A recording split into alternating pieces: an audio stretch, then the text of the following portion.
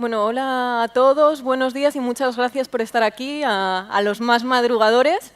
Y gracias también al Congreso, primero por haberme invitado, pero sobre todo por abrir este espacio de reflexión para que todos los profesionales compartamos impresiones, opiniones y bueno, marquemos juntos nuevas tendencias. Hoy voy a hablaros de cómo el ebook, la entrada de las plataformas de distribución electrónica y el auge de las redes sociales han reconfigurado el modo en que los editores comercializamos nuestros contenidos y llevamos a cabo el marketing de nuestros productos. Y si puedo, voy a intentar recoger el guante que nos lanzaba Javier ayer para demostrar que los editores hemos sido más proactivos, hemos demostrado más recursos, más capacidad de innovación de la que en principio pudiera creerse. Bueno, hace cosa de 5 años, cuando empezó a hablarse del libro electrónico, cuando en 2011 entró Amazon, entró Apple, todos estábamos bastante preocupados ante la avalancha de cambios disruptivos que pensábamos que se nos iban a venir encima. Por fortuna, a día de hoy podemos decir que hemos superado estos miedos iniciales, no ha habido tal hecatombe y nos hemos, de hecho, adaptado muy bien a todos los nuevos tiempos. La primera oleada de cambios, digamos, se ha superado y en realidad el verdadero cambio ha sido más de carácter cultural. El ebook ha pasado a formar parte del circuito editorial sin ningún problema y lo que hemos hecho de alguna forma es darnos cuenta de que no importa el formato, lo que importa es que haya un vehículo para la cultura, para poner en conexión a los autores con los textos. Ha habido Internet, lo que sí que ha ocurrido es que Internet ha puesto en movimiento tres grandes fuerzas que han reconfigurado el panorama de la edición. La primera de ellas es la concentración. Primero ha habido concentración de canales, sabéis que hay una concentración de las ventas muy fuerte en digital, a manos de Amazon, de Apple, de Google, de las grandes plataformas de distribución electrónica, pero también ha habido concentración del lado de los editores, con las fusiones de Penguin y Random House, de la adquisición de Arlequin por parte de HarperCollins, etc. E incluso se especula ha habido en un momento determinado, se ha hablado de la fusión de la agencia de Carmen Balcells y de Wiley. Otra de las grandes fuerzas que han reconfigurado el panorama de la edición ha sido la globalización. Gracias al digital, el alcance de la distribución es mundial y empiezan a surgir grupos, además, verdaderamente globales. Y por otra parte, también el propio mercado digital, que lo que ha hecho es poner en primer término la tecnología y además ha creado un panorama bastante más complejo.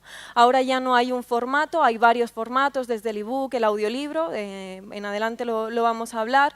Ya no podemos considerar que haya un único lector, sino que hay diferentes audiencias. Ya no hay un dispositivo de lectura, sino que se han multiplicado. Y esto nos sitúa ante una perspectiva de múltiples centros de gravedad, un panorama complejo, un panorama cambiante, un panorama competitivo ante el que los editores tenemos que reaccionar, como experimentando e innovando. Bueno, todos estos cambios de los que estoy hablando han traído una transformación también para la cadena de valor tradicional. Nosotros, como editores, estábamos en el centro entre los autores y los lectores y lo que nos daba la ventaja era el controlar las redes de distribución. Con la llegada de Internet y de la tecnología se han volatilizado las barreras de entrada y de alguna forma nuestra posición se ha visto cuestionada.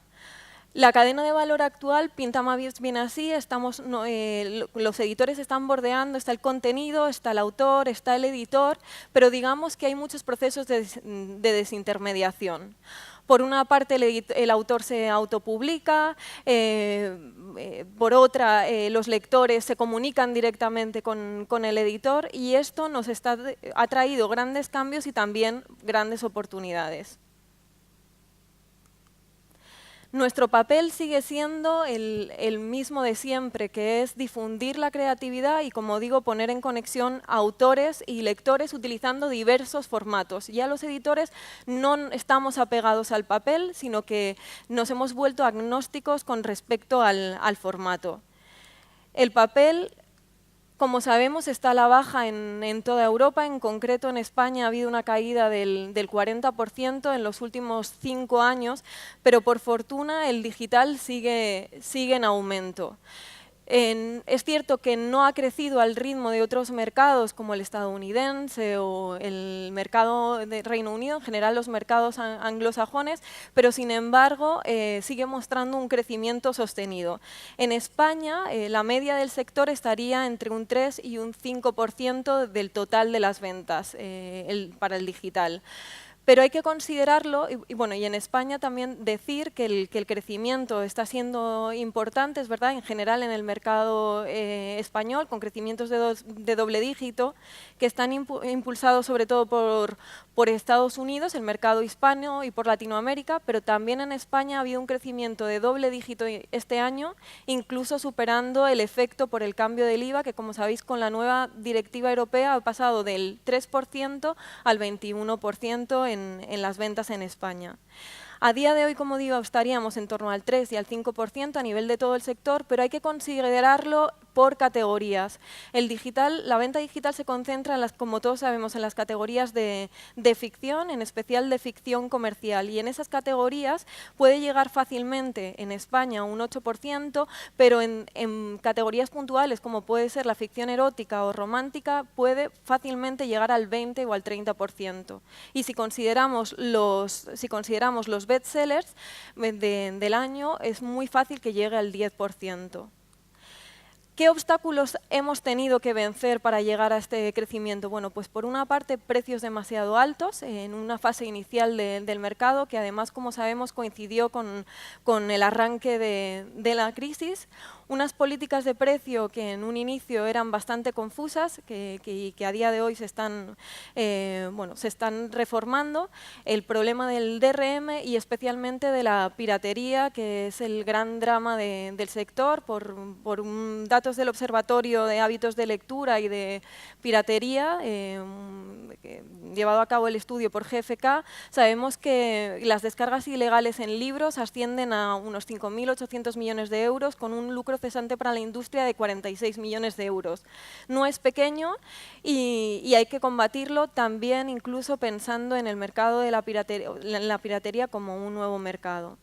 En cuanto a los precios, vemos que en un inicio había bastante, los precios eran bastante altos, no era difícil encontrarse en un inicio, ya por 2011, ebooks a un precio de 14,99, pero poco a poco se han ido estabilizando y se ha detectado que la barrera psicológica está en torno a los 9,99 euros.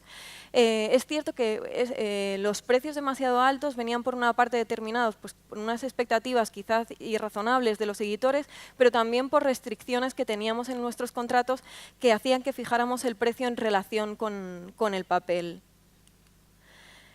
Después, el problema más grave a día de hoy, pero que poco a poco se va corrigiendo, es la dispersión en las políticas de precio, que hace que el consumidor no entienda el porqué de los precios que tiene delante, ¿no? Aquí tenemos ejemplos del ranking de ebooks de Alemania y, como veis, no hay un patrón claro.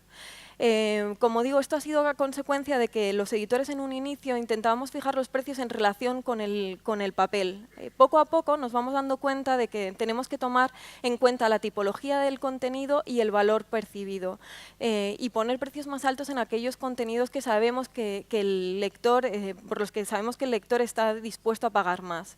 Pero ya no solo esto, sino que tenemos que ir a poner precios en función de la temporalidad, del tiempo de vida del libro. No es lo mismo un libro de rabiosa actualidad que un libro de fondo por el que probablemente el precio tenga que ser menor. Y no solo esto, sino que tenemos que atenernos, y cada vez más vamos a ir a la evolución de la oferta y la demanda, de tal forma que si hay categorías que sabemos que tienen mucha demanda en una época, tenemos oportunidad ahí para subir precios. Además de los ebooks, debemos considerar los audiolibros. El mercado de los audiolibros en Estados Unidos es realmente potente, movió en 2014 unos 1.470 millones de dólares, con un crecimiento del 13% con respecto al año anterior. En los audiolibros en español están comenzando. Penguin Random House lanzó el primer programa de audiolibros en español. Ahora mismo tenemos 30 títulos y bueno, pues deciros que ya algunos de nuestros audiolibros se cuelan en el ranking de libros digital, de libros más vendidos en digital del año. Hay oportunidad además, bueno, el problema que tienen los audiolibros es el coste de producción, porque algunos de ellos requieren hasta 35 horas de grabación, pero lo que sí percibimos es que el consumidor, la percepción de valor por parte del consumidor es acorde con su voluntad de pagar un precio muy alto. Hay oportunidades en el terreno de los audiolibros por la expansión de los dispositivos móviles, por el lanzamiento de nuevas plataformas como Audible o iTunes, y aquí le vemos un enorme potencial. El reto está en incentivar la demanda. Además, ha habido oportunidades para la creación de colecciones digitales en exclusiva, de colecciones de textos cortos, acordes para la lectura en dispositivos móviles. Esto por cuanto a los contenidos. En cuanto a las nuevas formas de consumo y, en consecuencia, los nuevos modelos de negocio, también ha habido una gran evolución. La autopublicación, por ejemplo, de la que se ha hablado a lo largo del Congreso, es una de las áreas de mayor crecimiento de la economía digital ahora mismo. Por datos de algunos estudios, sabemos que en el caso de Amazon, en torno al 30% de las ventas proceden de libros autopublicados a través de su servicio de Kindle Direct Publishing. Los editores, lejos de ver esto como una amenaza, primero lo hemos utilizado para descubrir nuevo talento. El caso de Gray, por ejemplo, es el más paradigmático. Se autopublicó primero en digital y después se adquirió el grupo Penguin Random House adquirió los derechos y lo propulsó hasta cotas desconocidas, también en venta en papel y en digital. Pero hay otras autoras locales, como Elizabeth Benavent, que también descubrimos a través de que se habían autopublicado. Y además de utilizarlo como caladero para descubrir nuevo talento, los editores están creando ellos mismos servicios de autopublicación, que la ventaja comparativa con respecto a servicios como los de Amazon o, por ejemplo, el servicio de ediciones Tagus, etcétera, es que conseguimos que esos lectores, que además de lectores son escritores, quieren publicarse, los llevamos a todas las plataformas. Me gusta escribir es un proyecto que nace de una colaboración de Penguin Random House y Author Solutions. Es un sello independiente que no es un sello de Penguin Random House como tal. Llevan activo cerca de un año y lo que hacemos es vender paquetes tanto de edición como de marketing a los lectores con gran éxito. Además de la autopublicación, otro de los modelos de negocio que han surgido con el desarrollo digital ha sido la suscripción, las tarifas planas de libros. Tenemos ejemplos como Nubico o Oyster, 24 Symbols, etc.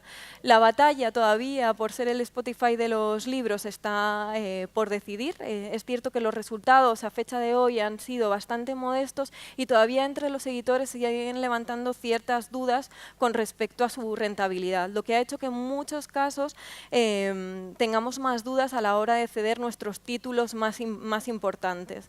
Ha habido, es cierto, en el caso de la suscripción, un círculo, se hablaba de ello aquí ayer, un círculo vicioso en el sentido de que al no tener las novedades más importantes no han podido desarrollarse los servicios de suscripción y eso ha hecho que a su vez los editores sean más reacios a ceder sus contenidos.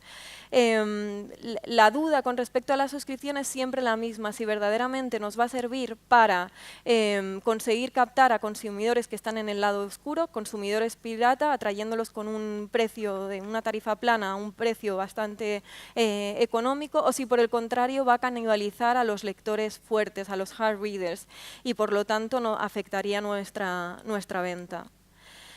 Además de la suscripción y con fuerza ha surgido el préstamo de libros electrónicos a bibliotecas. En Estados Unidos hubo durante un tiempo muy largo una batalla entre editores y bibliotecarios por el modelo que se imponía. Los bibliotecarios exigían perpetuidad y los editores más bien preferían un modelo de licencia limitado en el tiempo. Finalmente se ha llegado a un acuerdo. A día de hoy todos los grandes grupos estadounidenses están poniendo a disposición de las bibliotecas sus novedades más recientes. Y en el caso de España arrancó hace un año el Ministerio de Educación y Cultura con un programa en todas las bibliotecas públicas del Estado muy potente, con una inversión de 1,5 millones de euros, que ha conseguido que ahora mismo haya libros electrónicos a disposición de todas las bibliotecas públicas.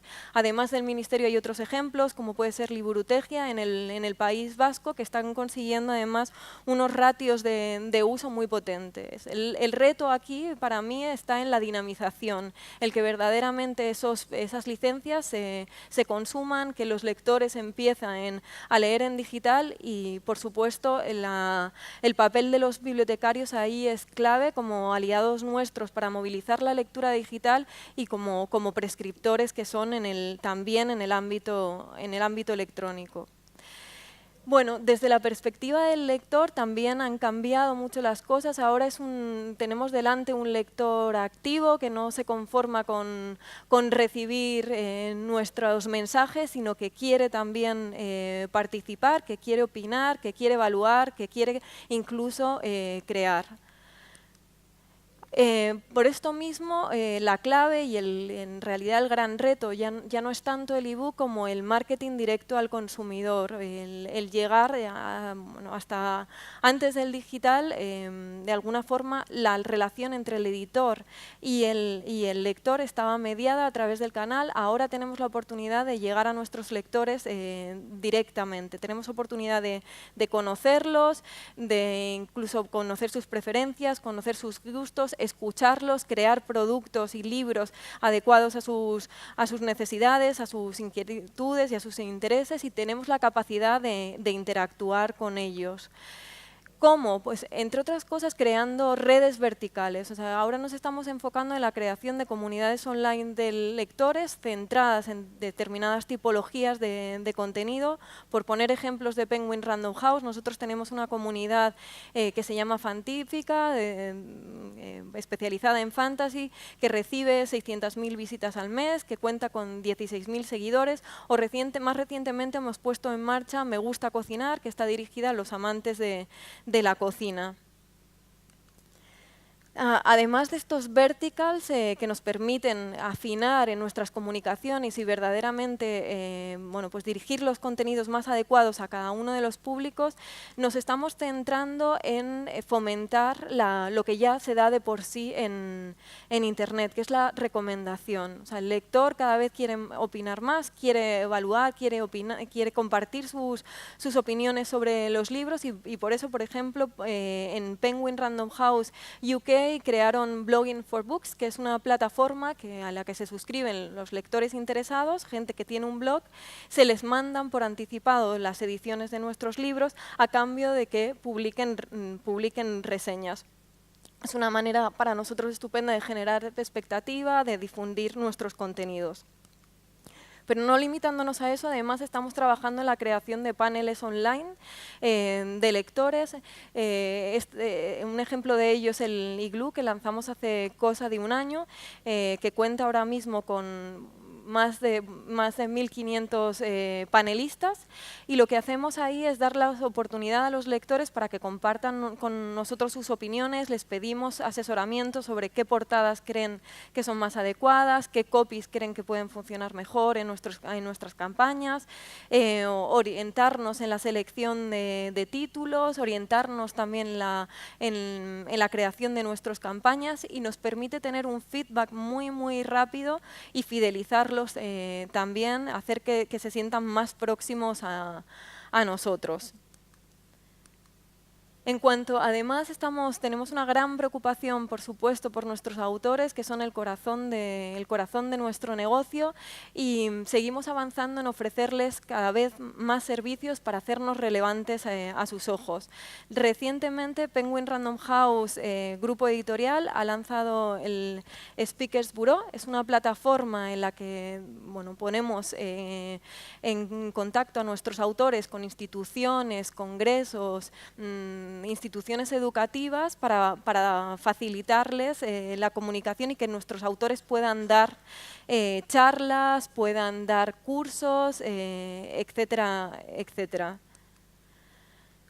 Otro ejemplo otra de las evoluciones que estamos siguiendo en cuanto a los servicios que proporcionamos a los autores es plataformas de e-learning. Por ejemplo, Penguin UK lanzó The Writers Academy.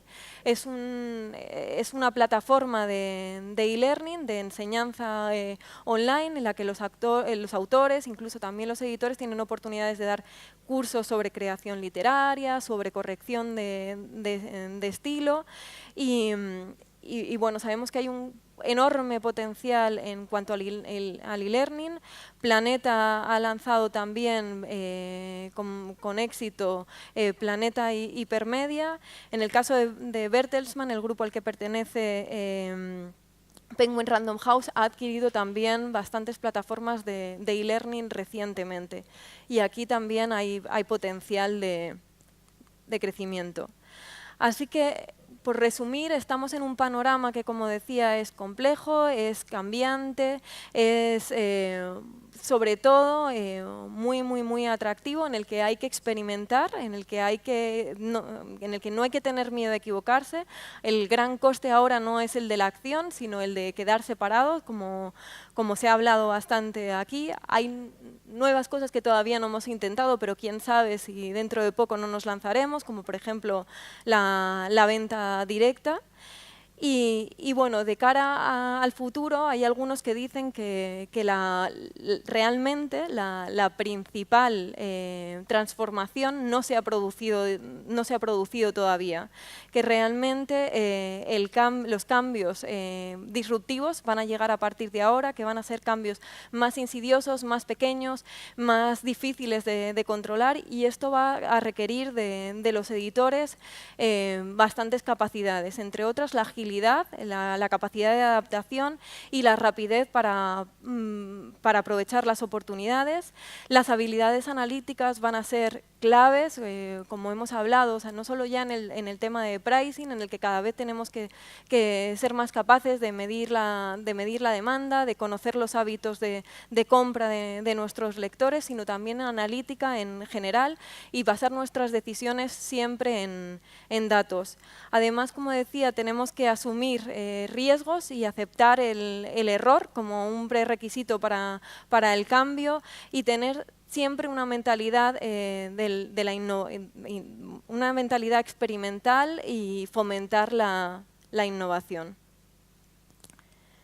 Muchas gracias a todos. Gracias.